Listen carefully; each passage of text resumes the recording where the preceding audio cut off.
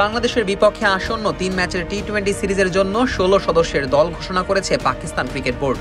চলমান HBL Pakistan super league আসরে খেলোয়াড়দের পারফরম্যান্সের উপর ভিত্তি করেই নির্বাচিত হয়েছে এই স্কোয়াড। সিরিজটি অনুষ্ঠিত হবে পাকিস্তানের লাহোর শহরের গাদ্দাফি স্টেডিয়ামে। যদিও এখনও নির্দিষ্ট সূচি ঘোষণা করা হয়নি, তবে পিসিবির ওয়েবসাইট অনুযায়ী সিরিজটি শুরু হবে আগামী 27 মে। এই সিরিজ দিয়েই পাকিস্তান ক্রিকেটে নতুন অধ্যায়ের সূচনা হতে যাচ্ছে। সদ্য নিয়োগপ্রাপ্ত প্রধান কোচ মাইক হেসানের অধীনে এটি পাকিস্তান দলের প্রথম সিরিজ। দলের চমক হিসেবে বাদ পড়েছেন পাকিস্তানের অভিজ্ঞ 3 তারকা বাবর আজম, মোহাম্মদ রিজওয়ান এবং শাহিন শাহ আফ্রিদি। রিজওয়ানের অনুপস্থিতিতে অধিনায়কত্বের দায়িত্ব পেয়েছেন middle order batter Salman Ali Agha. তার ডেপুটি হিসেবে দলে ফিরেছেন অভিজ্ঞ অলরাউন্ডার শাদাব খান। ঘোষিত দলে জায়গা পেয়েছেন চলতি বছর টি-20 ক্রিকেটের সবচেয়ে বেশি সেঞ্চুরির রেকর্ড করা শাহিদ-জাদা ফারহান।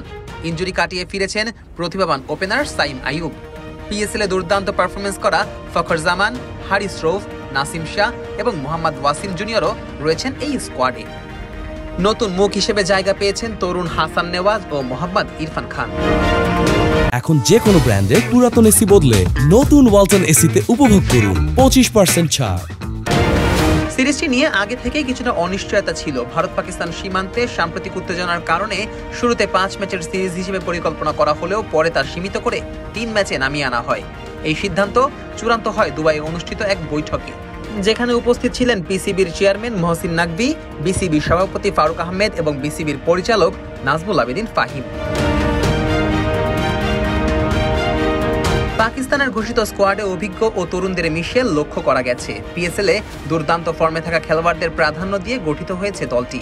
বাবর, রিজওয়ান এবং শাহিনদের মতো বড় তারকাদের না রাখার সিদ্ধান্ত কিছুটা চমকপ্রদ হলেও বোর্ড জানিয়েছে এই সিরিজে মূল লক্ষ্য হচ্ছে ভবিষ্যতের সম্ভাবনাময় খেলোয়াড়দের যাচাই করা এবং নতুন কোচের অধীনে একটি নতুন শুরু।